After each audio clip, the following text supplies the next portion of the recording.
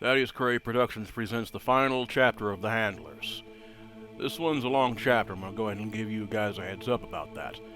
Right now, we have our heroes finally ascending into that pyramid to see what is within. And make no mistake, the creature they find within as well as without will haunt them into their dying days. What will happen to our group of adventurers? Well, stay tuned and find out. Johnson is less than thrilled to be a part of this.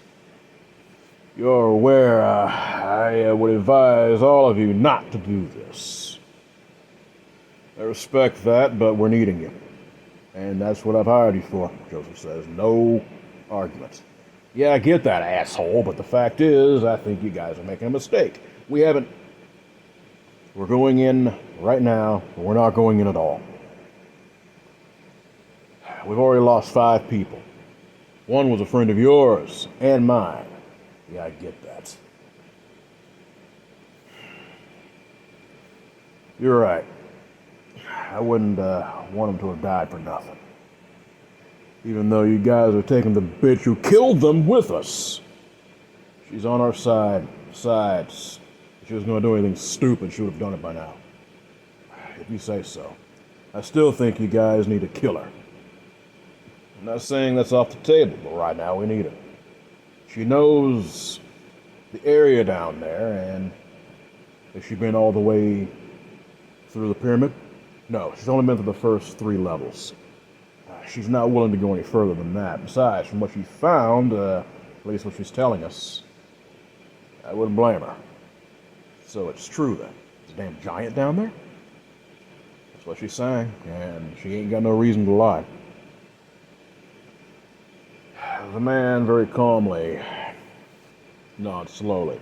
He makes sure he has all his weaponry at hand. An M16, 5.90 shotgun, as well as a pistol. He very calmly says, whatever the hell, if we find anything else down there, I'm telling you right now, I'm not going to be taking prisoners, and I don't think anyone else should either. Look, we're just needing you for your know-how and your backup. We have a couple other guys who are pretty close to your knowledge. All right. Sounds good. So if we're going in hot, we better go in hot before I decide to change my own mind. That's what I like to hear, brother.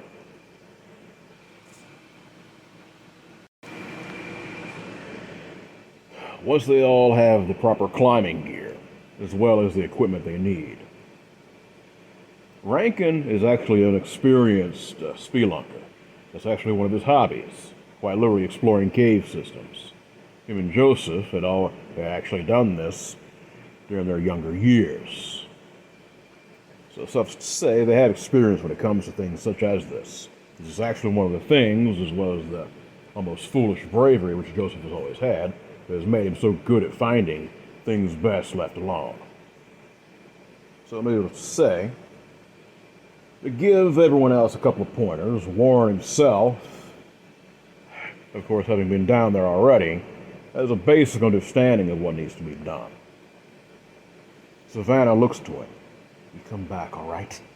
I will, I promise. You promise? She says. The man puts a massive hand on her shoulder and squeezes gently. And with this, she steps back. Ophelia looks to the girl. He'll come back, all right? And with this, Joseph looks almost accusingly to her. You know, you're going to miss out on the opportunity. Can't do it, I'm sorry, Joe. Your loss, he says. As Blackfeather speaks up, we're wasting time. We need to get going, and now. And with this, Isaac very calmly tests his rope. Yep, I'm good here, man. Let's do this. I'm getting kind of bored just jacking off around here. Timothy rolls his eyes and then finally says, yeah, you're a real asshole, you know that? Only the best, baby, only the best, the vampire says, chuckling. And everyone else actually chuckles nervously along with it. Because obviously they're going into a very horrific situation, potentially. The first level is actually a large antechamber, as well as a collection of rooms. The writing is quite evident, as Joseph shines a very massive halogen light upon the walls. We're seeing history here, ladies and gentlemen. History in the making, man. I've dedicated my entire life to this. What do you make of it? Blackfeather asks him. And with this, he looks to Warren, who is silent, at least for the moment. It's Rankin that speaks. Well, we were kind of right on one thing when we had these cameras looking down here. This isn't cuneiform. This is something else. It's closer to Aztec. Now, the Aztecs saw everything when it comes to their writings and shapes as well as numbers. This isn't anything like that. It's Warren that speaks. It's something a lot older. But you'd be right in your guessings. This right here, it's a warning. You can read this? Charles asks. I can't explain, but yes, I can. This wasn't meant to be read. This was meant to be... How can I say this the best way? This is not exactly a writing. What we're seeing is a story. Take a look. And with this, he points very calmly to individuals, smaller individuals, obviously around massive, tall people. But they're almost depicted, they're not depicted like the unusual Egyptian types of gods and goddesses, you know, with anthropomorphic heads or anything like that. No. It's something else. Quite literally, they resemble the smaller individuals, but they are bigger versions. And then it obviously appears there's figures throwing lightning, as well as one throwing fire. Uzziah. That is what these people were known as. The Uzziah. Warren says. How do you know all this? Joseph asks. It has to do with my creation, all right? The way I was made when my father, Frankenstein, created me. He delved into things best left alone. That's all I'm going to say. And these people knew. These people here, the ones, the old ones, the great old ones, the ones that made that damn book, Cthulhu, Dagon, all of them, the Star Spawn, they knew of these people. These people feared them, justifiably so. The Uzziah, that's what they were called.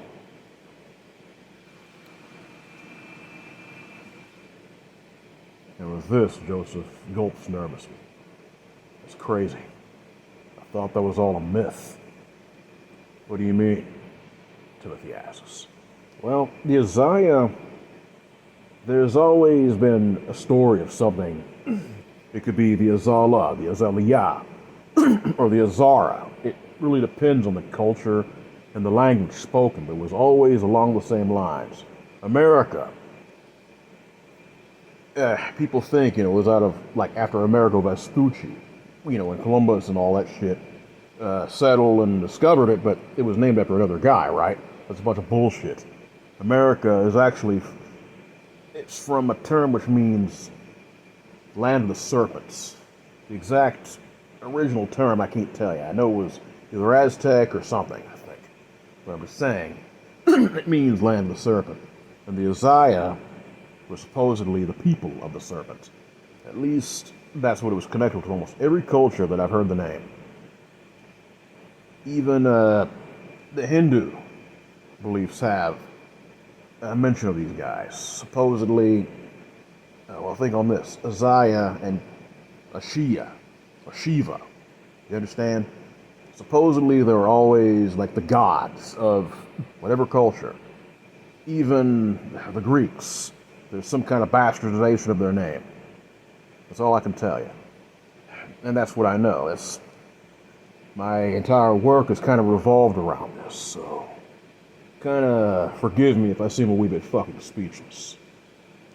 Warren ignores him and very calmly shines his own light over another portion of the wall. He reveals, originally the giant had been slinging lightning, fighting another, obviously, that seems to be wielding the same weapon.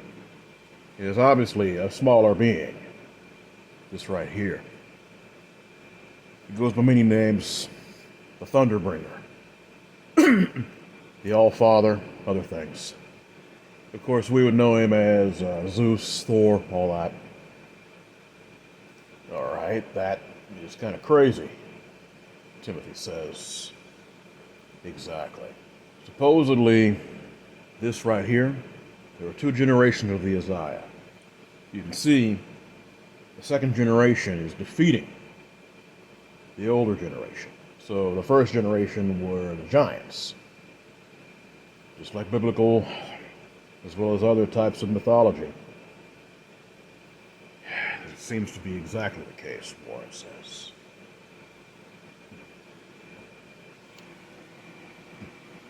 It's then that Rankin actually speaks. You know, it makes sense. You're Frankenstein's monster, right? I mean, don't... Indeed. So what is your point? Well, your size, as well as the way you're built. Do you think maybe there's a connection between you and... It's a possibility, Warren says. Father never told me really what I was pieced together from. I know that I was pieced, of course, from different individuals that found in a charnel house, their pieces, their bodies. In the end, there are other pieces, my size, for example. It's beyond the norm. My entire skeletal structure, my weight, my mass. I know for a fact, I do believe that he found pieces of something and rebuilt me from them. So I do believe it is a possibility. Maybe that is how I sense and understand what I'm seeing here. But yes, supposedly the second generation fought against the first. But that is not exactly what destroyed the Isaiah, or at least cast them down.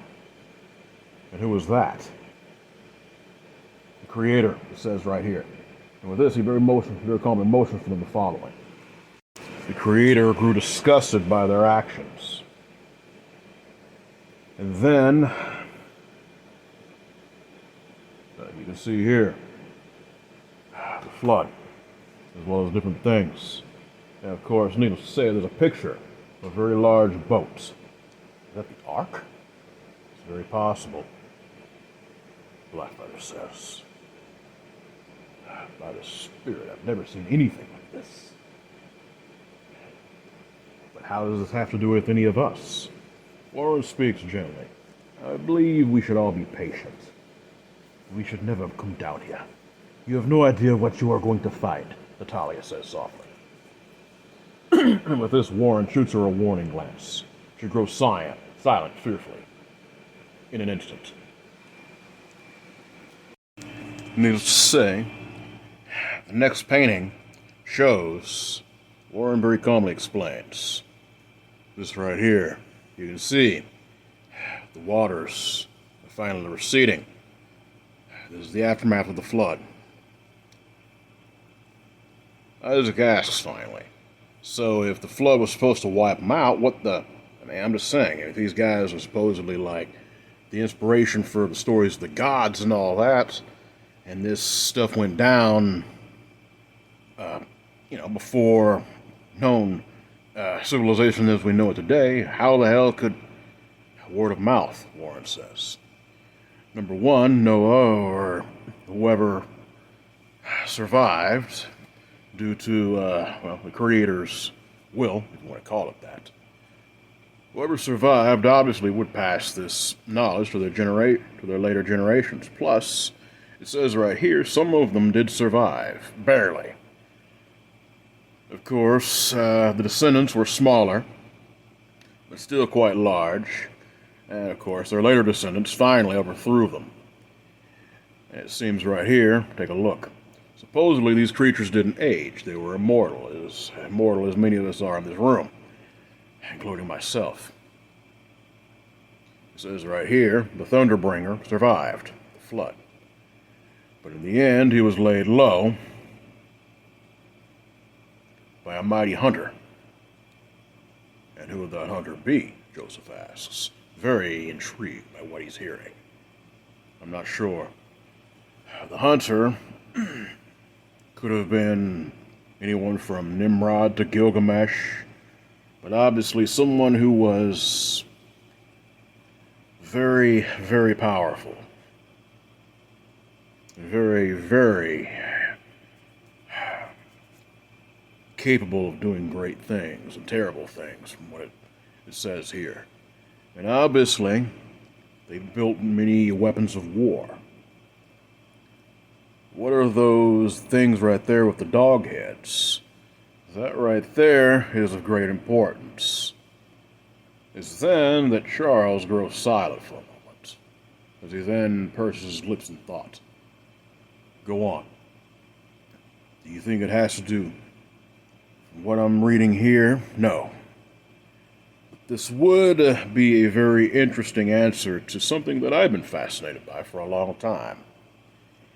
You can see here that these figures, they're smaller than their creators, obviously. But you can see that they are multiple and many. And they survived the flood.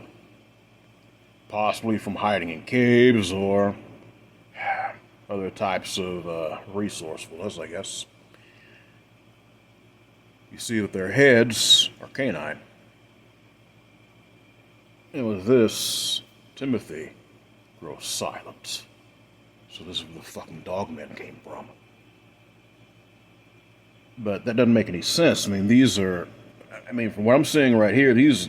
I mean, they're wearing clothing. I mean, these... Well, let me see if I can find anything further. It ends here. We're going to have to go down further. That's at least a 20-foot drop. Do you think we'll be able to handle that? He says, looking to the others. I can. I'm asking for all of you, Warren says. Fuck it, let's do this, Joseph says. I think we need to rest first. Natalia shudders lightly. And with this, Warren very calmly holds out his arm. She nods gratefully and bites into it, drinking her fill. And with this, Warren very calmly pulls away. That is enough. She nods gratefully. Isaac very calmly breaks out a couple of vials of blood. You know, I would have shared if the bitch asked. But, hey, whatever. Natalia shoots him a look of anger. You're a fucking pig. I'll make you squeal like one too, baby. And with this, she spits in his face. And before he can barrel into her in anger, Warren very calmly puts up a hand between the both of them. Enough! We will rest here. And it's then that Johnson, who had been quiet the entire time, speaks. Boy, I see it. We should get about 3 hours sleep. Between us, all of us, hopefully that'll be enough. We brought some rations here. If there's anyone that's lacking, I'll make sure that they get what they need. Let's do this. They all rest and nod off when they need to. The 3 hours pass. Rankin that wakes up first. All right, guys, you ready? I was born ready, Joseph says. So, let's get ready and do this. He and Rankin, of course, being the most experienced rock climbers as well as things of this nature, they all make sure that everyone is equipped properly. And while the drop is simply 20 feet and not too serious, they don't take chances. As well as the fact that some of the area is treacherous and there is actually gaping holes that seem to go further down through the floor. Needless to say, Blackfeather damn near falls through one. It's only through the grace of God and Timothy grabbing him in time. Thanks. Not a problem, old man. You all right? I'll be fine. Let's wait for the others. And with this, everyone, once they make it down to the second level, There's very little trouble for them once more to shine the lights on the situation. The second chasm is much larger, roughly twice the size of the original first level. And with this, they see bones everywhere. And I mean everywhere. It's obvious the remains are human. It's then that Rankin gets to work. He very calmly crouches over an arm bone, picks it up, and examines it. Not good. What'd you find? Joseph asks. Well, Joe, this poor bastard was, whoever was down here. I'm not sure how long they were down here. I'm guessing maybe they got lost down here just like we willingly came down here, who knows. But I'm going to tell you this. This man, take a look at the arm. It's teeth marks.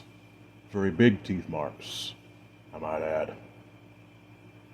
So where's the rest of him? I'm pretty sure the same result of whatever chewed him, this poor bastard ate him. And with this, Warren stands. He shines a light along the wall, and it shows once more the cynocephali, the dog-headed ones. And it shows, of course, at first they're wearing clothing, obviously talking amongst themselves. It's then that Isaac speaks. It's kind of weird. I remember reading, long before I was changed, about some tribe or something like that. I'm not sure if it was Indian in India or Greece, maybe both, about these guys with big dog heads and shit. Cynocephali, if I remember right. I'm aware of the legend. Blackfeather says. I've always had my suspicions about this, but go on.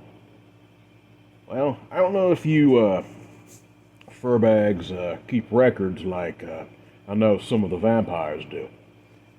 I'll tell you right now, I'm pretty sure you guys do. Take a look. Look at the way these shapes are changing on this wall. Warren speaks finally. Exactly. They survived, but over the years, they also devolved. That doesn't make any sense, though. How old is this place? It's at least, 10,000 years, right? Well, these remains right here are much fresher than that. Yeah, I get that, Isaac says, but I believe they may have had the sight.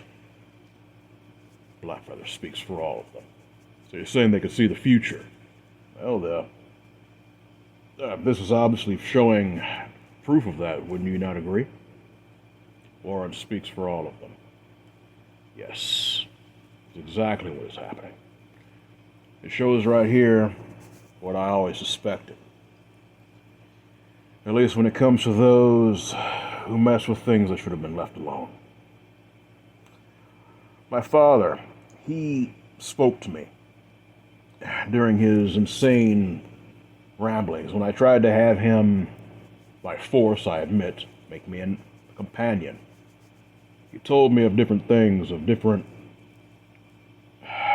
not just the star spawn, or the great old ones. He told me about other things. Races that had the ability of clairvoyance. And what I mean by races is beings beyond human, before mankind. He didn't mention the Isaiah, because I don't think he knew what they were yet. He never got the chance, thank God. He did enough damage as it is.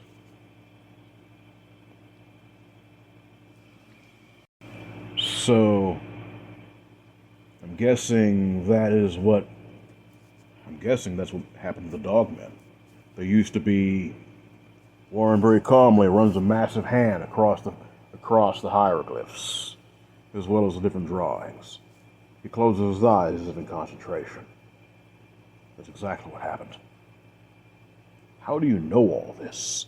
Joseph asks.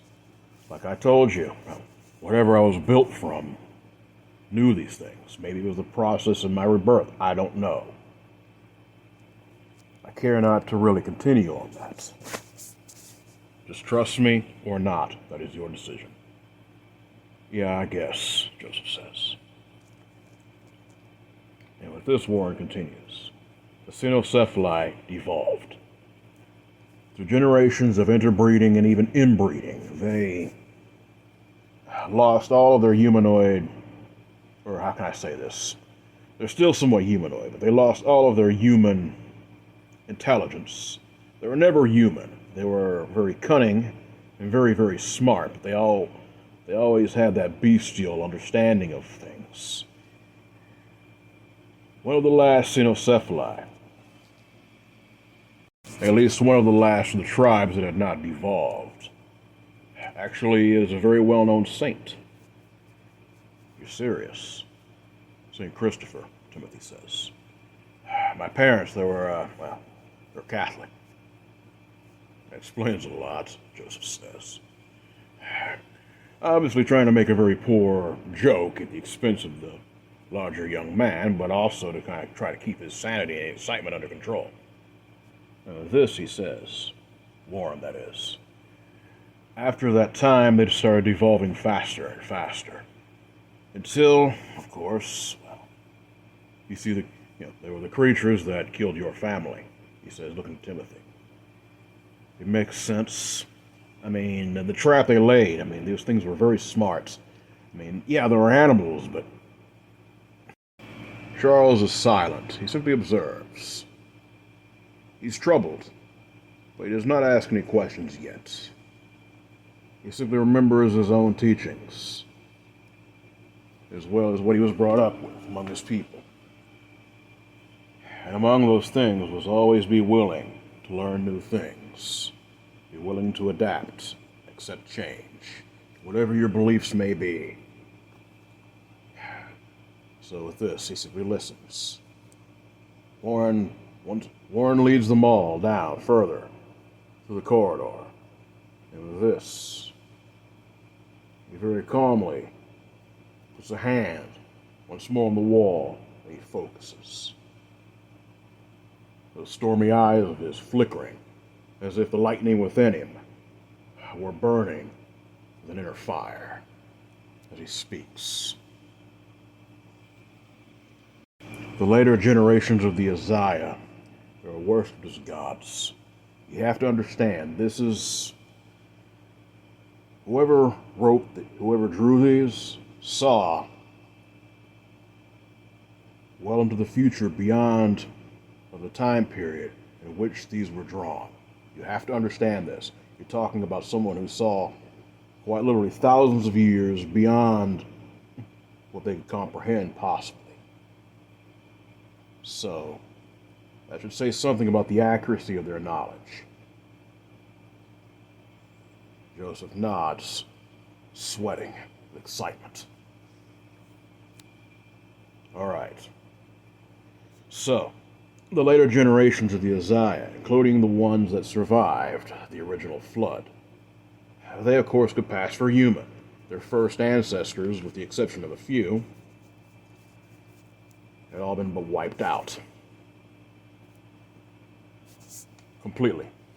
Whether it be by internal fighting or the flood itself. These survivors, of course, tricked, of course, the rest of mankind. Kind of curious on one thing. What's that? Warren asks. Is then that Joseph simply gets to the point. Where do these bastards come from? I mean, okay, they're giants. They're considered gods. In the later generations, obviously they had powers and maybe knowledge of science and magic that we can't comprehend, but where do they come from? I mean, I think we'll find out soon enough. Right now, this level here, I believe, is simply dedicated to showing what they see in the future and possibly what happened to them or what they foresaw what happened to them. All right? We saw above their way of identifying who they were and a warning for anyone who would dare intrude here.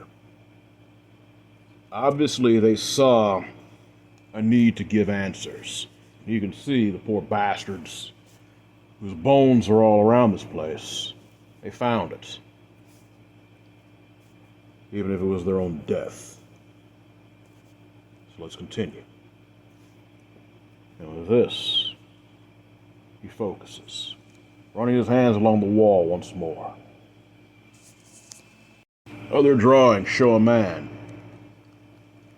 obviously the Thunderbringer, talking with another man, royalty. It's then that Warren speaks. You can see right here, this is obviously Zeus or Thor, whoever the later cultures would translate him to be. All right, Joseph says, because he himself is fascinated by this. And it's then that he continues, looking at Charles, as well as Rankin and that of Timothy. As you can see, he turned them into wolves. Or obviously, as you can see, it's very similar to what you guys look like, or at least a certain strain of you, the Lyca, in the beast form. It would seem that way, Rankin says, stroking his chin in thought. You know, of course, this is this right here reminds me of the story of Lycian. Supposedly a king that pissed Zeus off, and him and his entire family were cursed with becoming wolves. Supposedly he tricked Zeus and fed him human flesh, and Zeus was like, you want to act like animals and do such evil things, I'll turn you into them. It's beyond that, Warren says. This right here, of course, is something that would translate into that. But actually, the Thunderbringer, before he was destroyed, would bend others to his will. Those he enslaved, he would experiment on for his own intentions, whether it be simply to find out what he creates in a perversion of the Creator, or to fight in his wars, most likely the latter. The Cynocephali were a failure, as you've noticed. There was another. You guys. Kind of hard to swallow. It would have to make sense, though, Warren says. Tell me this. I have met many of your kind. And you, Charles, are wiser than most. Tell me this. Have there ever been any true understanding of your origins? Not really, Charles says. It's very common knowledge that our people have been around a lot longer than the vampires. Their origins are known. I mean, there is no doubting about that. Brius himself is very straightforward. Of course, those of us in the know are truly in the know when it comes to where they come from. There are, of course, legends of other similar creatures, but when it comes to the vampires, in which we know, he says, looking to that of Isaac as well as Natalia. I mean, there's no question, there's no doubts. None at all. Isaac nods confirmation. The old-timer's right. Natalia bites her lip nervously. So it's common knowledge then, Warren continues, that werewolves have been around a lot longer than vampires. At least the vampires we understand. But it reveals right here that, well, you have a possible answer. Maybe even a probable one. Charles is not thrilled, but he also understands. The Great Spirit has always been one to keep things in secrecy. But maybe it makes sense to a degree. That maybe we are not as magical, he laughs bitterly, as we would like to believe. Of course, the virus itself is, we already know what it is, an offshoot of rabies, with mutative effects. There's no denying that. But of course, the council has had scientists study this over and over. And so this proves merit. It could have also been where rabies came from. Think about it. Viruses themselves are not... They're something that's almost like an abnormality, if you understand where I'm going with this. Sicknesses that... It's hard to explain, but... Let's leave it at this. I would not be surprised if these creatures have something to do with their creation. Timothy laughs lightly. So I guess the great answer we were looking for is we were made as weapons of fucking war. Isn't that uplifting? Charles shrugs strong shoulders in response. In the end, it's when a man decides of his own destiny, beyond what his creation was. I always knew there was a connection between us and the Dogmen. We've always had to keep their numbers in check for obvious reasons to keep attention from being shined upon us, but it makes sense. But I am also curious, where did these creatures come from? You mean the Uzziah? Warren says. He nods. Johnson speaks up. Well, we found out what we need to here. I mean, from all these damn bones. I don't want to know what the hell's below here, okay? I will go down there first, Warren says. If I see anything that's a threat, I'll warn you. Physically, I'm possibly the only one that could truly handle whatever's down there. If what Natalia is telling was the truth. It was, she snarls angrily. I believe you, he says, giving her no argument. It's then that Joseph says, you sure about that? I mean, no offense, but maybe we should stick together on this. Warren's actually amused at this man showing concern for anything other than his own ambition. He smirks slightly. I'll be fine. You need not fear. And with this, he looks to Natalia. You are coming with me. She gulps nervously. He shakes his head, as if saying, we can do this one way or the other way I was talking about, and that means him ending her life. She nods nervously. And with this, he very gently grabs her around the waist and drops down. The thud of them hitting well over 50 feet below cannot be denied. And with this, the ground shakes from their weight, hitting the ground, as well as the stone beneath them. He sets Natalia down. And with this, what they see causes him to draw a breath in shock and horror. My God. What's down there? Joseph asks excitedly. She was telling the truth, he says. Well, come on, we gotta get ready. Let's get the gear and we can... I think we need to slow down, Johnson says angrily. Look, I mean, I get it that you're excited and all that good shit, but I'm not exactly willing to get any of us killed beyond this point. I mean, if there's a fucking giant down there, it's not conscious, nor is it aware of what's going on, Warren says. As a matter of fact, it's no longer alive. It's not dead the way you would think, but it will not be a threat to us. Trust me on that. I would advise all of you to get ready, be prepared for what you're going to see. So what does it look like? Joseph shouts excitedly. I believe it would be best for you to see for yourself. And with this, once they make their way down, Timothy is the first one to speak. Holy mother of fucking God. They see, laying on a massive sarcophagus, not a sarcophagus, but a massive bed, a bed of stone, a huge giant of a man, a mummified remains of Sir Man. His hair is flaming red, his eyes open, his teeth, his mouth open in a grimace of a snarl. The massive spike driven through his chest is very evident of the cause of his paralysis. It's evident death. The room itself has treasure all around, fit for a king. The writings on the walls are much more colorful, as well as decorative. It's obvious that whoever had come down here had not liked what they found and shoved a massive pike right through this big guy's heart. The giant himself, if he were to stand, he'd be well over 20 foot in height. The mummified corpse is at least 20 foot in length, from head to the tip of his feet. Even in death, or whatever his situation is, his body is impossibly wide. The breadth of his shoulders well beyond any well beyond the size of any man.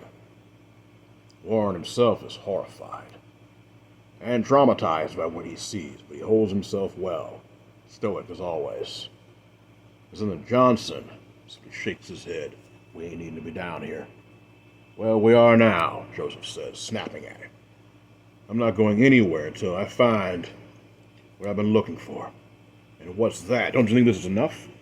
I want to know where these things came from, he says. That's what I was hired to find out, and honestly, that's what I want to find out anyway. Warren very calmly speaks to both of them. Silence.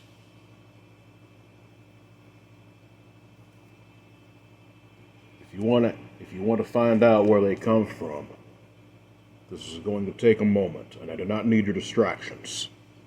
With this, he very calmly bends to one knee and puts a massive hand over the giant's forehead. He focuses, his eyes flickering with the lightning within, as he then coughs up lightly.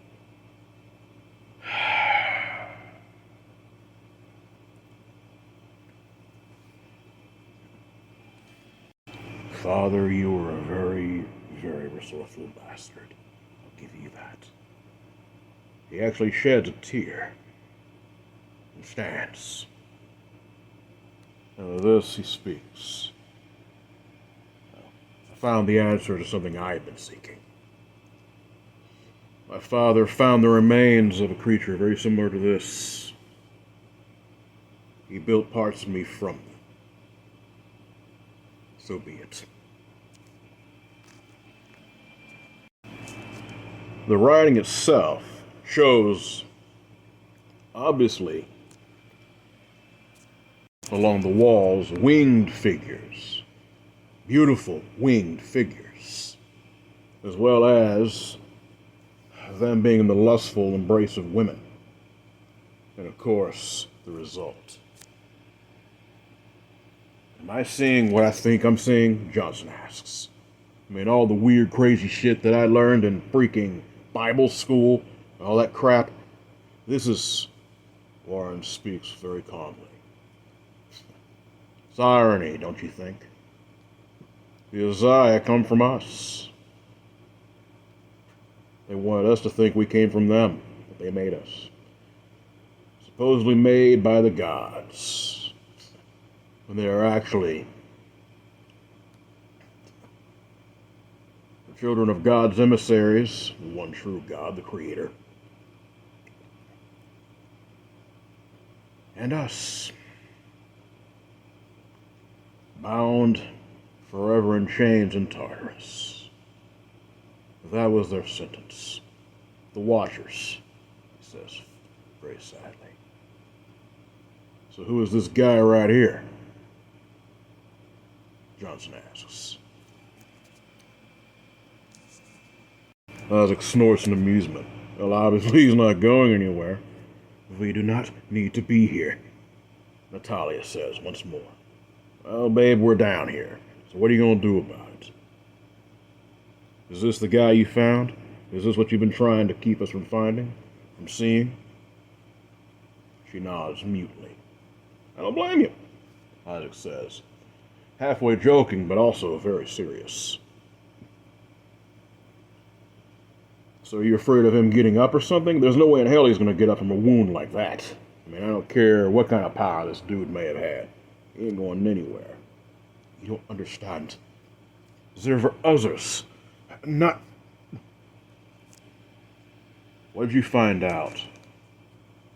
Charles asked more. I mean, what? You're obviously able to get some kind of knowledge when you touched him. What? Obviously, what you're saying makes sense. I mean, it would explain a lot. That these things were, of course, it makes a lot of sense that they would naturally have a lot of sway over different cultures as well as developments of our civilizations. I get that. That makes perfect sense, but what else did you see? Who is this? Also, I'm wondering what's below here. And with this, Warren speaks softly. More of the same, he says. The only creature that is in this tomb is right before us. The others were... They didn't make it back in time. And as you can see, this one right here, he made it, but not very well. This pyramid, as you may have guessed, was built well before the time of the flood.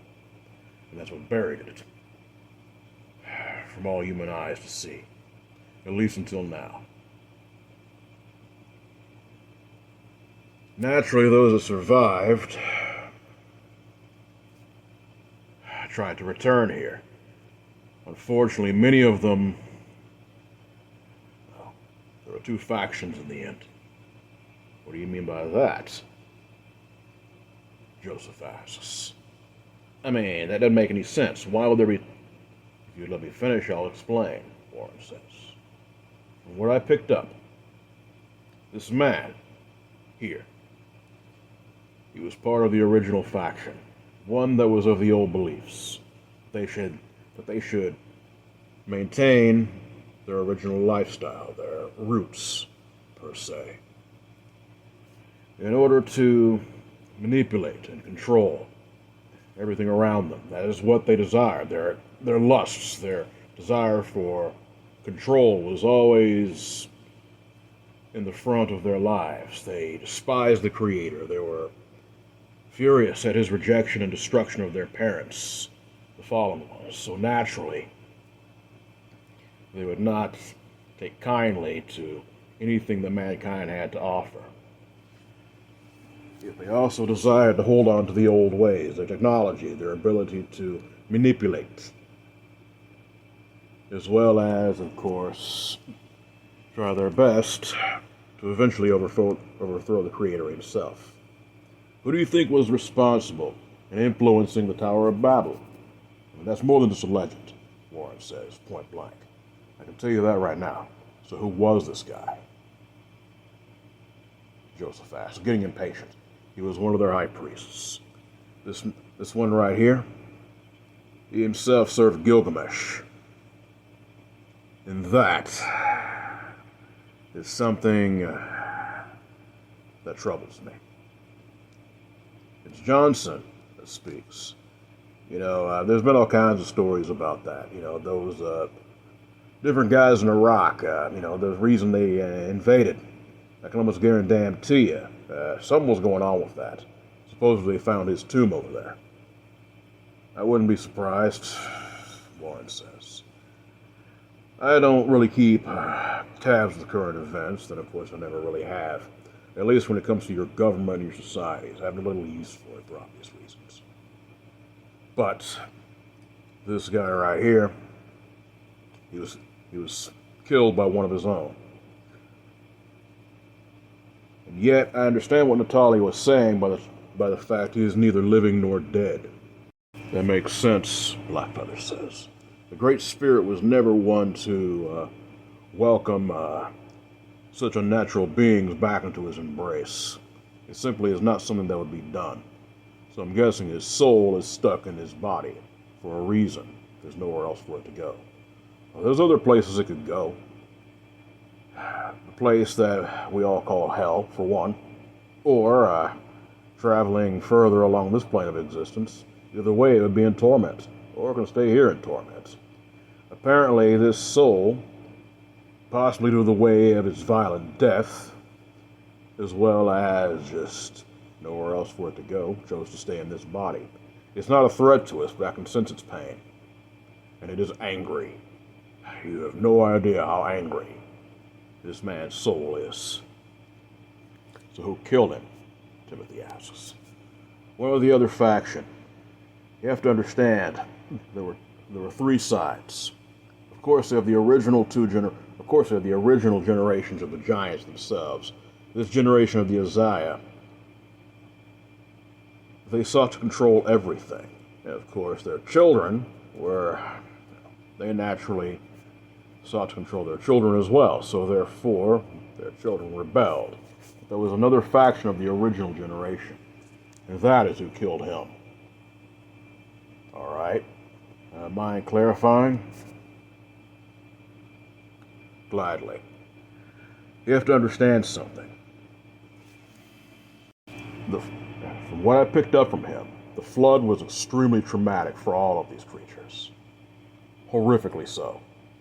To the point where new decisions were made from different individuals of the same generation of the original giants. Were there different variations in size or anything like that? I mean, I'm just kind of curious. Warren nods. That in itself is a matter of debate. Some were massive, making this fellow here look tiny. Some were actually possibly over 100 foot in height. At least that's what the old legends say. And from what I'm picking up from him, not quite such a massive size, but he was small compared to some. It would simply depend on their lineage as well as possibly the power of the angel in which spawned them. In the end, it's a matter of conjecture. His soul refuses to speak further. I can't force it. It's not in my power. The fact I'm able to do this surprises even me. This is fucking crazy, Joseph says. So what about this other faction or whatever? What exactly is it that they wanted? They desired a more free way of life. Free from the control and simply the freedom to satiate their lust to kill and, of course, to breed. And, of course, breeding means rape and murder and worse. Mainly cannibalism. Of course, all the Uzziah potentially practiced in it, but the older ones had a little bit more control. Because, again, they themselves had a higher goal to overthrow the Creator. The other faction, due to the effects of the flood, they desired to do other things. They desired not to. They didn't really care whether the Creator's wrath was incurred or not. But they desired to, I guess, live while they had the chance to, because they figured their time was short anyway. And in some ways, they were right. So what happened to the rest of them? Rankin asks. Of the Uzziah, most of them killed each other. Or, well, the few factions that were left did this. There's only a handful left from what I'm seeing here. But even then, he doesn't know too much. He doesn't know beyond what I've gleaned. That's really beyond my ability.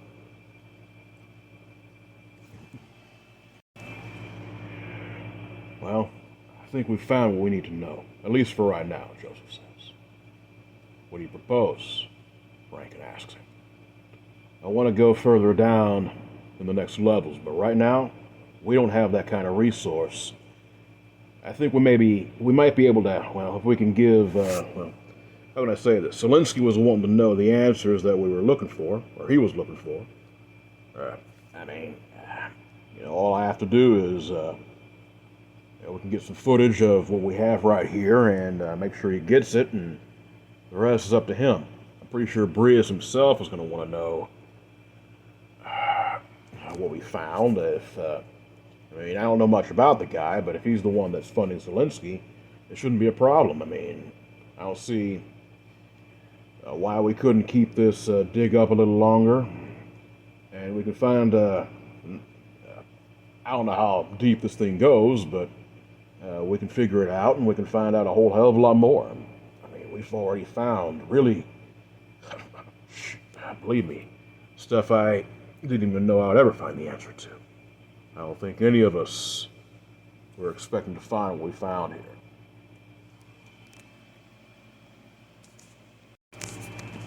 It's Blackfeather that speaks. We found what we needed to. And also, I believe that we are no longer truly needed. At least not in the way that we originally came down here for. Warren raises a brow. You desire to leave so soon? Blackfeather very calmly exhales. There are some things I believe, within reason, that should be known. But I believe what's further down there, from what Warren said, from what you say, Warren, if it's more of the same, what else will we find? Truly, what else is down there from what you were able to find from him? He says, pointing to the corpse of the giant. As I said, simply room and board quarters for others of his kind. Of course, places for the humans that worship them. But what I'm more concerned about is who did this to him. I'm not even sure they're still around, but I do believe that if... Can you tell exactly how recent this happened? Frankenstein's monster shakes his head. He refuses to speak any further. But I can tell you right now, whatever did this was one of his kind, and also, I would say within the last 2 centuries. So whether they're still here or not, I cannot say. But I would suggest that possibly we stick around a little longer, at least until this excavation is finished. I'm pretty sure Abel would be more than willing to work on that, Charles says. Timothy then says, yeah, well, look, I want to get out of here. I mean, I've got the heebie-jeebies as it is, and I'm tired. We're all tired. We found, I guess we kind of found possibly where we all came from. But that doesn't make any sense, Isaac says. And what about us? Well, think about it. Blackfeather responds. Where exactly, it's known. Where exactly did you guys come from? Joseph asks. Now, the legend's pretty straightforward. Brius was, he was a big badass during the times of the, if I remember right, he served under Alexander the Great. At least that's what the old stories say. And he was cursed by a priestess of Athena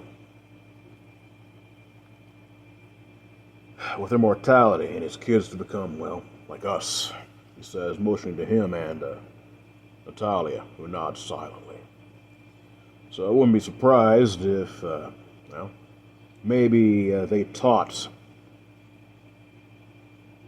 some kind of weird shit to their followers. I mean, I'm guessing Athena might have been one of these Isaiah things. I wouldn't be surprised.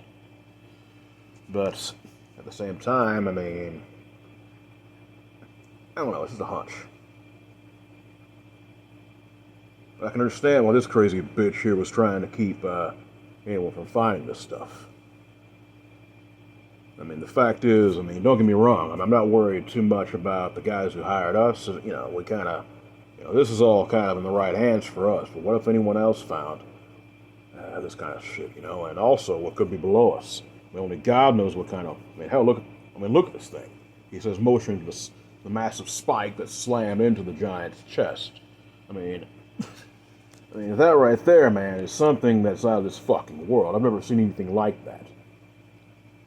You guys can run tests and all that stuff, but I can guarantee you, it's probably going to be something that no one's ever found before. So yeah, I can understand why she did what she did. It sucks to the people she killed, but you would not understand, she says, looking to all of them.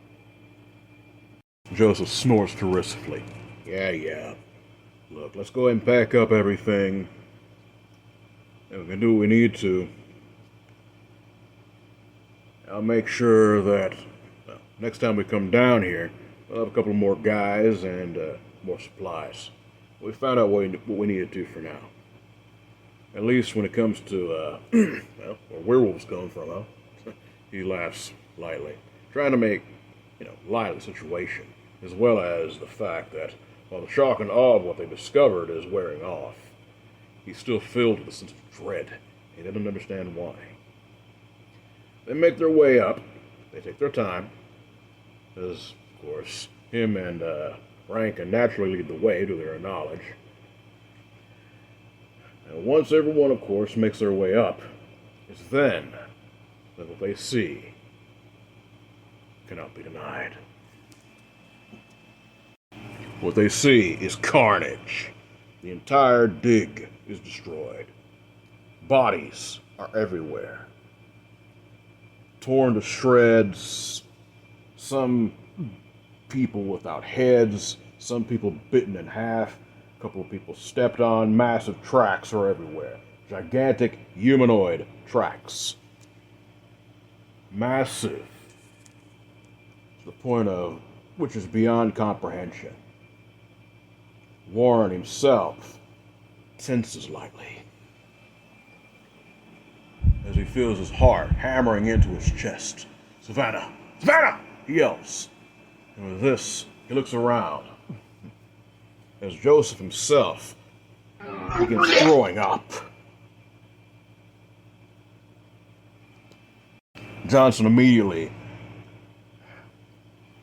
pushes up his gun, and with this, he quickly makes a beeline towards the tent where Ophelia would be currently staying. And needless to say, what he finds is horror. The woman herself is very dead, her eyes staring sightlessly at the ceiling. As with this, Joseph quickly runs towards where he knows she would be. It's then that Johnson quickly runs out, puts his hands on the man's shoulders. "You don't want to go in there, son. You don't." "Is she in there?" The man nods slowly. And with this, he yells, "God damn it!" And with this, you can hear his breath catching as he then drops to his knees. Rankin actually maintains his composure as best he can. It takes very little trouble for the young man that is Timothy to quickly unsling that gun which he carries with him, his hands sweating as he trembles in terror and fear. Certain things and memories come back to him, especially that failed expedition in Alaska, when the council had thought of him as a sacrificial lamb. He remembers the Gugwi as well as the Janaskwa. He shudders, trying not to defecate himself in terror, as they see the creature, a massive being, at least 15 foot in height, not quite as big as the one that had been speared, but big enough. His width of body is impossible, and the fact is, the evil that he exudes cannot be denied. The massive red-haired giant very calmly walks forth, a massive spear in his hands. His other hand holds a body of one of the men that had been working the dig. And with this, he very calmly bites into the corpse's face. He bites off the head, swallowing it, as he then grins lightly and throws the corpse aside. Warren very calmly speaks. "Where is she?" The giant actually seems to sense his thoughts, and he shrugs mockingly, and then very calmly pats his stomach. Warren loses control as he rushes, his own inhuman speed and strength, sending out a vicious punch, aiming for the massive creature's hip. And he actually connects, causing the giant to scream in pain.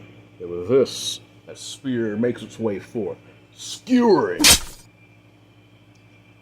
the metal in which it's made of, obviously unknown but very strong, piercing Warren through his rib cage and out through his back. And with this, he very calmly throws the spear aside, as well as Warren, who is currently impaled by it. Isaac himself doesn't play around. Johnson opens fire upon the massive creature. However, the impact of the bullets in which hit upon its hardened skin do no damage. None at all. The massive creature moves beyond what the eye can see as he snatches Johnson up and breaks him in half, literally. In massive hands, he snaps him in half, folding him like an old luggage bag, and he throws the corpse aside. Timothy fires round after round from that insult into the creature, yet obviously it does not seem to be doing anything else other than piss him off. And with this, he grins lightly and rushes forth, trying to grab Timothy. However, due to him being what he is, as well as his own training, he's able to roll to the side, barely, to avoid being grabbed. And with this, Rankin whips out a pistol of his own and shoots the massive creature right in the back of his knee. The fiend howls in anger and rage as the bullet connects, actually cracking part of the cartilage of his knee. However, the wound seals, and he's able to stand within a matter of seconds. This growls angrily, bellowing with such a ferocity as well as something else. The scream quite literally enters Timothy's mind. It literally, how can I say this? It literally vibrates within his mind and his soul. He drops the gun. And with this, he buckles to his knees, trying to, quite literally grabbing at his head. And with this, Rankin as anything else, he forces the shift, becoming a massive lupine creature. The gray-haired werewolf charges as fast as he can, slashing forth those claws digging into the giant's back, raking deep furrows, which of course close back almost immediately. And with this, the savage fiend grabs Rankin by the throat and lifts him up in the air and throws him as hard as he can into the side of a wall, into the side of a nearby building. Rankin's back snaps like kindling against the brick of the wall, making him completely unconscious, as well as out of the fight. Charles himself realizes the danger his young ward is in. He cannot allow this to happen. He forces the change as he becomes the massive gray wolf.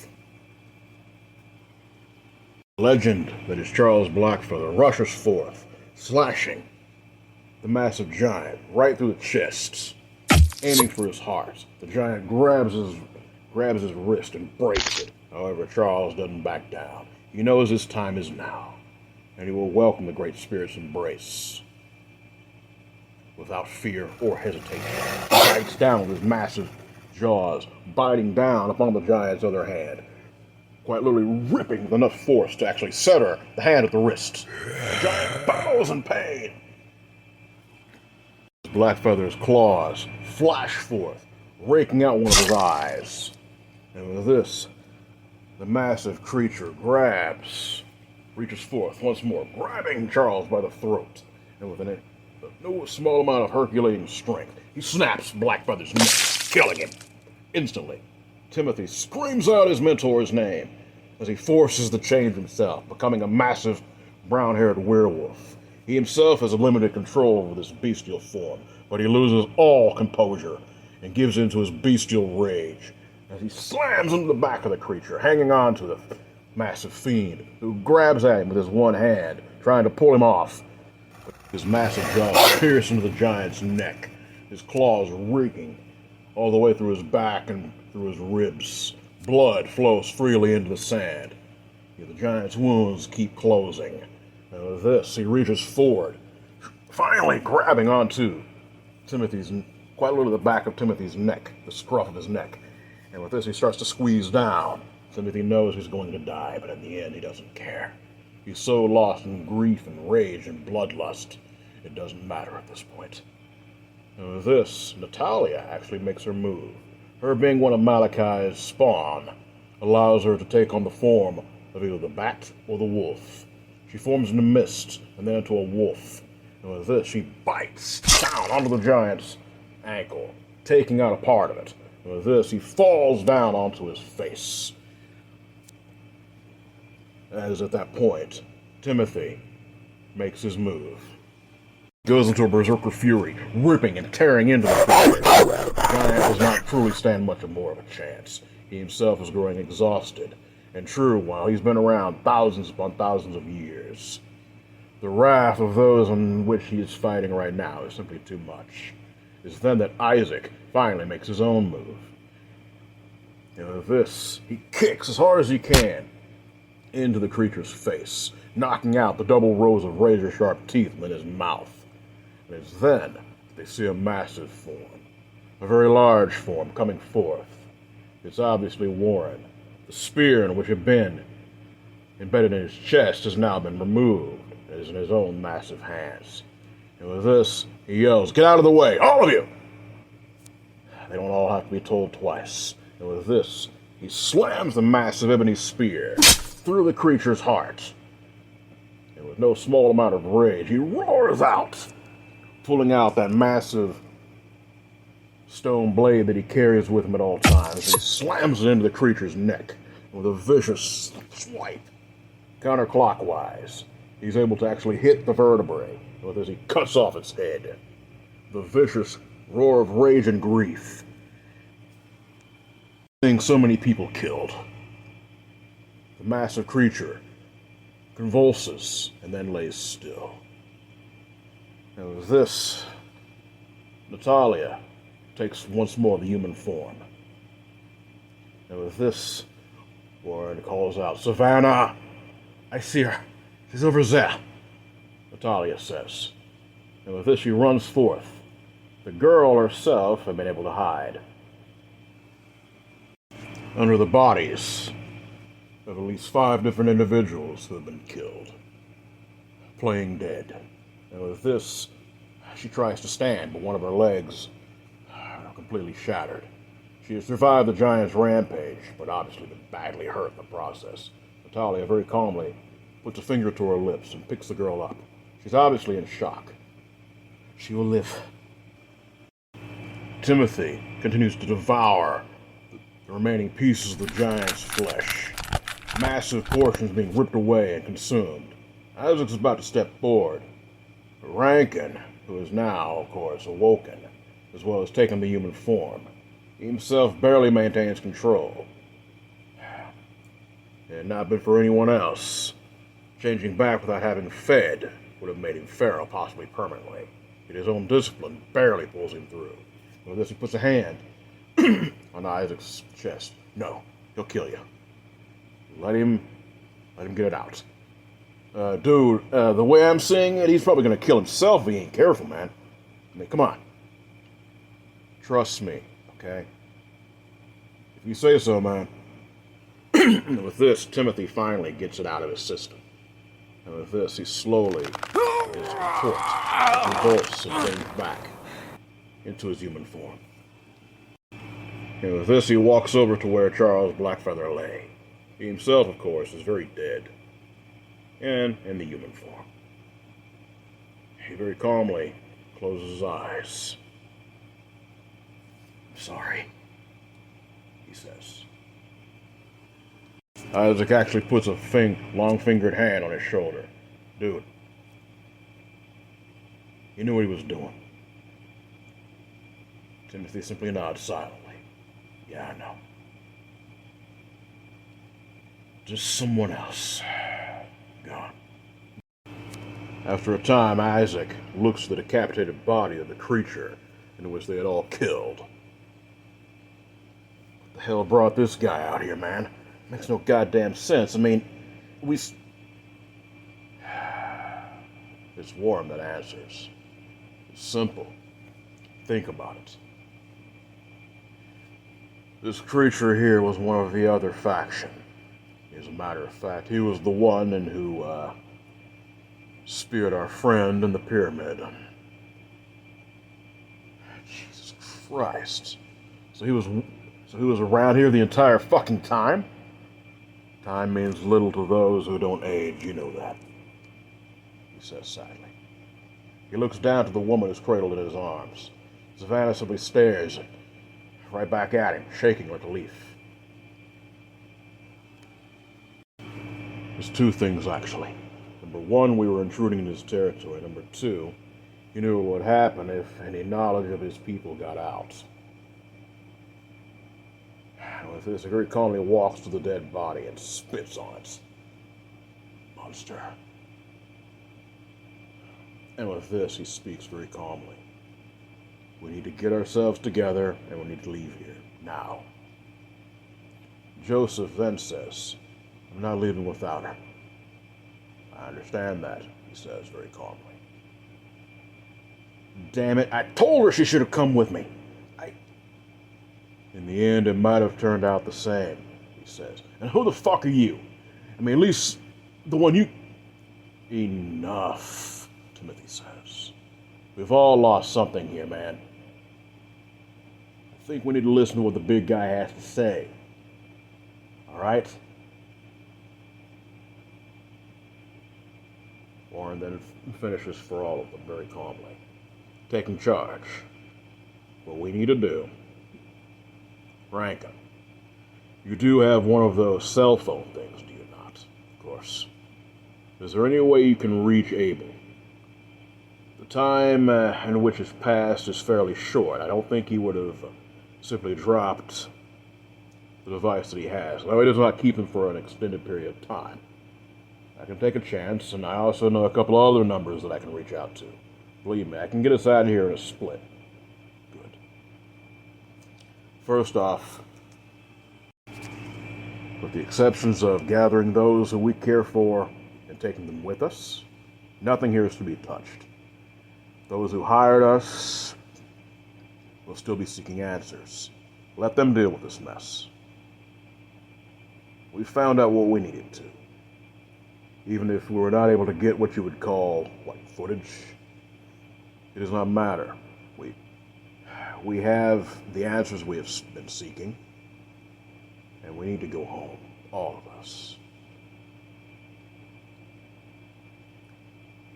Let the vampires, as well as the council, or whoever it is, let them decide. We have done our jobs. We have lost too much, and I, for one, am not willing to lose any more. I have found what I desire, and the knowledge in which I was seeking. My father mentioned many things, and I now understand what I was made from. Let us go, now. Abel does not simply respond. As a matter of fact, he tells them all to remain where they are. Warren at first is about to tell him where to stick it, but in the end, he heeds Abel's advice, for he himself understands and ironically trusts this man where he would trust very few others. The Precalici touches down with very little trouble. They all meet him at the airport. And with this, he very calmly takes them back to the dig. Many individuals are with him, people who he is connected to, people in which Nikolai as well as Mirrodin had hired to clean up the mess. These many individuals get to work. And with this, Abel very calmly stands over the quite literally over the edge of the entrance to the pyramid. You will find many things down there, and they will be very valuable to all of us. I found many things, Abel, but I did not find the origin of where vampires come from. I did find the origin of where your people do, though, at least from what I have seen and what I believe. Do you think, you say you talked to the soul of that creature down there. Do you think that it was simply lying to you? Abel shakes his head. The sense I got from it was loneliness. Insanity, yes, as well as a deep evil, but also loneliness. My soul is, I don't know what my soul is. It is definitely human, but there's something else there that it connected with, due to what I was made from. Isaiah Bones, he says bitterly. How do you think your father, Victor, found such things? I do not know. I simply know that damnable book in which you had with you for so long and gave to him. Gave him that knowledge. If I could take such things back, I would. I'm glad you didn't, he says. How is the girl going to be? I made sure her leg was set as best I could. It's in a splint now, and she's... well, your men are treating her right now. I'll make sure that she stays with me, of course. This is going to be a very long, hard road for her. You are aware of this. I am aware. Yet in the end, had I left her, she would have died. She's very independent, and yet, well, I blame myself for what happened. In the end, there is no use holding this against yourself, as I said, and I blame myself for what happened. But that does not take away the guilt. Indeed. Blackfeather will be missed. But in the end, I think he knew what was going to happen. Why do you say that? He had knowledge of his own demise. He spoke of it in dreams at times. He said it would be a very violent affair. He did not want to die forgotten. He did not want to die as an old man in a sickbed. I understand, Warren says. I will make sure my friend's body is taken home and given a proper burial, as it is all I can do. We have all lost many. It is simply the way of things. As this site will be secured, I believe that Midden, as well as her father and brother, will be satisfied, at least for this. Even if it does not prove where we came from, at least the vampire side of myself. The rest of that pyramid may prove fruitful. It makes sense, but you have to understand one thing, Abel. These creatures had knowledges and powers and which we will never truly understand. Of course, my creation was based on the knowledge of an insane Arab who studied the great old ones. They spoke into his mind and drove him mad. They gave him knowledge of life, death. These creatures, they definitely could have been considered gods among men. So maybe that pyramid will truly hold what you're seeking. But are you sure you're ready for that answer? I will not know. But in the end, that is something that I will have to deal with when I find it. All right. And with this, Timothy approaches them both. I am sorry for what happened. It's all right, Timothy says. I'm kind of glad it worked out this way. What do you mean? Charlie wasn't one to take things laying down. He was restless. I think he knew, what was going on. It's a little different when I saw my parents killed. I mean, they didn't stand a chance. But this, I think it's different. I think this is what Charlie wanted, as fucked up as it sounds. Indeed. As I said, you shall be attended to. And anything that you need from me. Well, as long as you sign that paycheck that we signed up for, I'm good. Believe me, my young friend, you shall never want for lack of anything, due to the sacrifices in which you have made, all of you. Warren nods silently. With this, he walks off to his own thoughts. Rankin speaks finally. He himself is, of course, healed. His back had been broken, but naturally the regeneration had pulled him through, where many of his kind would not have been so lucky. In fact, he's an alpha, is what saved his life. Rankin very calmly speaks. You can say all you want about him going out like he did, but just make sure that things are taken care of. He had family. He had people who were like family. I will make sure that his story is told. I promise you this. That's all I wanted to hear, Rankin says. And with this, Joseph is silent. As he looks to Abel. You satisfied? I will never be able to undo the damage that was done here. But in the end, we all knew what we were looking into. Yeah. If you say so, tell it to Ophelia. She also knew the risks, as did you, Abel says, his tone firm. And with this, Joseph wants to lash out at the man, but he exhales lightly. The thing is, man, you're right. You're right. Just make sure that she's given at least something. I don't know. I'm not much into religion or last rites or that shit, but Ophelia she had family somewhere in Egypt. Okay, I know that. If you could find them and let them know, At least, I shall do everything that I can. I promise you that. And you shall also never want for anything again. Just make sure that I'm remembered for this. I know this isn't going to be ever brought to the light of day for the mainstream. It has no business being as such, but... And I'm getting a good payday for this, but in the end, make sure those who are really in the fucking know who I am. Abel wants to snort this man's arrogance, but in the end, he can't blame him. He simply nods. And once more, Timothy voices his desire. Can we just go home?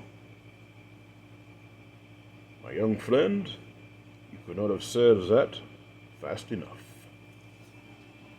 Once everything is wrapped up and said and done,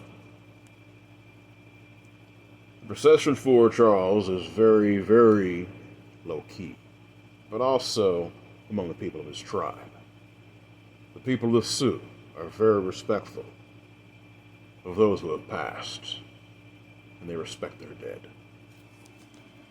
So such to say, the few people that were allowed on the reservation were, of course, Alex and definitely Timothy. The two stand among themselves after all the procession is done. I'm sorry you had to see all that, kid, Alex says. It's alright, man. Honestly, I'm kind of relieved seeing him go out the way he wanted to. He talked about it more often than you might think. I know. That was one of his biggest fears, kid. Dying like an invalid. It's rare when one of our kind dies of old age. It's pretty commonplace for us to know we ain't gonna be living that long. I mean, yeah, we'll be living longer than most human beings, but no more than that. So, I don't blame him. Matter of fact, I'm kind of happy for him. He went out the way he wanted. I mean, don't get me wrong, dying is never fun for nobody, but we've all lost so much, and he lost more than most. I'm glad for him. And I know for a fact he's home. Yeah, you ain't wrong there, man. You two gonna be alright? Rebecca asks. Alex looks to his wife and very calmly pulls her close to him. Yeah. You know, I understand that maybe this is what he wanted, but it still sucks. Yeah, believe me, darling, I hear you. I'm gonna miss him. Badly. On a beach in Galveston, in the middle of the night, two vampires walk along the sand barefoot. Isaac smirks slightly, looking to the woman he towers over, who is obviously older and much more powerful. This place, it is different. You've never been to the USA before? I never really desired to, at least not until now. And why is that? She shrugs slim shoulders. I thought that Malachi would be all that I needed. You really loved him, didn't you? I still do, she says. Fact is, babe, I'm not going to say he didn't love you, but he's twisted. He's always been. There's just something wrong with the guy. I mean, believe me, I'm not trying to speak, especially ill of your maker. I mean, I'd be pissed if someone spoke ill of mine, but the fact is the fact. She nods slowly. I have not enjoyed doing what I did. I am glad that it worked out the way it did. But what happened is what I was trying to stop. Do you understand? I did not know that it would happen the way it did, but I knew that these creatures, they always bring pain. They always do. They were more than just fairy tales among my time in the village. You mean when you were, Serbia, she says. I see. We were always in fear of oppressors at the time. And of course, me, myself, I was just looking for any sort of escape from my existence. But in the end, Malachi enlightened me on so many things. And true, he wanted to make the others, their lives hell. And especially if he could not have what he had sought, then they couldn't either. But in the end, he confided in me. What do you mean? He was afraid. He was terrified of what would happen if they found out what they did. And yet in the end, they found out nothing. They do not know where we come from, naturally. Well, it's obvious that some kind of, I mean, think about it. Messiahs are gods, right? Or that's what they're considered. At least that's what I'm thinking. So, Talia very calmly leans against him and speaks, as if being comforted by the younger vampire's presence. When Malachi found me, I was miserable, wretched. There was nothing that I would not do or have done to get out of that horrible place that I was at. My family, they were suffering, but in the end I did not care. I wanted away from under the sum of the nobles that made our lives so miserable. And so when Malachi offered that hand, he took it. Exactly. There were, of course, stories of, every culture has their boogeymen. And the giants are, of course, no exception to that rule. And when Malachi enlightened me of what he believed, and the knowledge in which he may have been seeking, I, of course, fell in line immediately. And then when she exhales lightly, when he was staked as he was in the Euphrates, she nods. I was so fucking angry.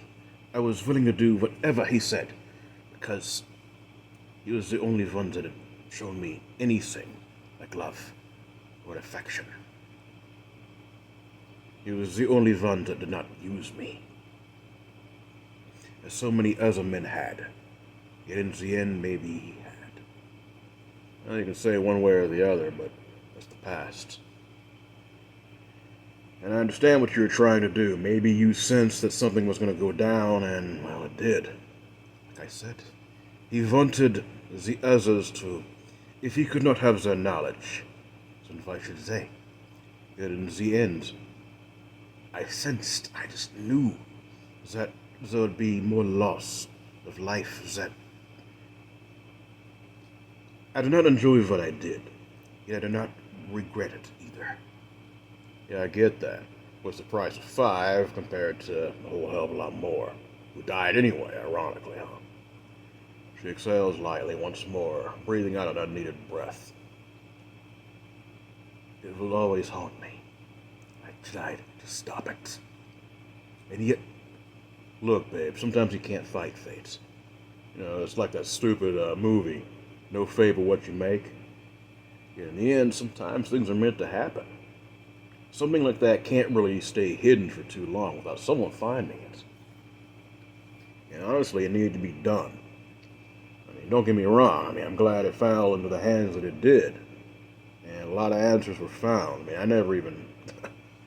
to be honest with you, I never thought about any of this shit. I've never been one for religion or history or anything. I just take one thing a day at a time or a night at a time, right? But, honest, babe, I think you did what you could. And I'm kind of glad the way things happened the way they did. And why is that? I wouldn't have met you otherwise. She laughs. That is corny as hell. Yeah, I know, and I'm still a pig. She nods agreement and very calmly pats his shoulder. Joseph Bristow, very calmly in his office in West Virginia, knocks back another shot of whiskey. Rankin steps forward. Drinking that shit like that's gonna kill you eventually. Sooner than later. Hopefully sooner, he says, and with this, Rankin rolls his eyes. I'm not sure if you heard the news, but you might like what I have to tell you. What's that? He very calmly tosses him the plastic credit card. The man catches it. Okay, and what the hell is this?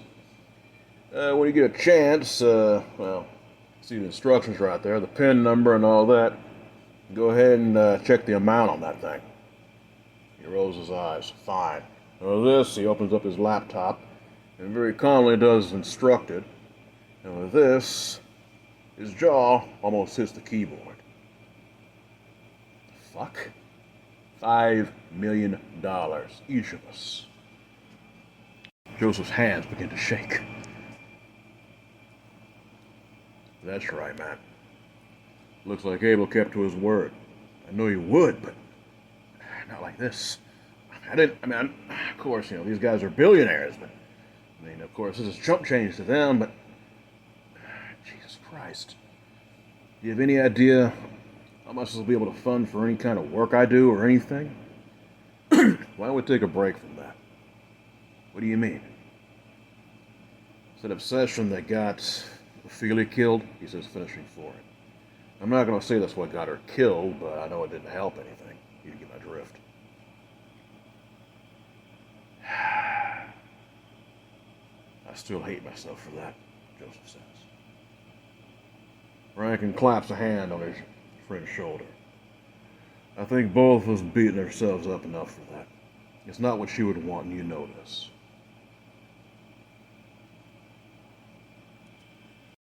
She always hated violence and death. She always did.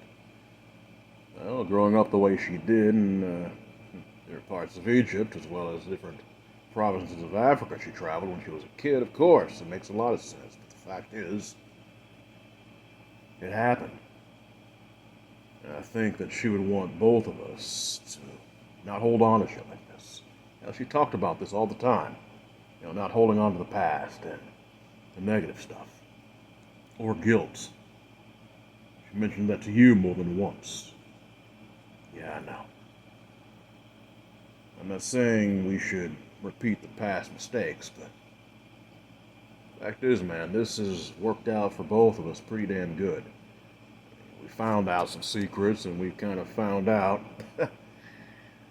well, who really founded some of these civilizations out there, and who made them so powerful. Think about it. Give an example. You and me both know those, the Egyptians, they were smart. They weren't that smart. There's no way in hell they built them pyramids by themselves. Easter Island, another example. Yeah, I know. The list goes on and on, Joseph says. So maybe, why don't we enjoy the fruits of our labor? We've been doing this kind of stuff for well over 20 years, both you and me.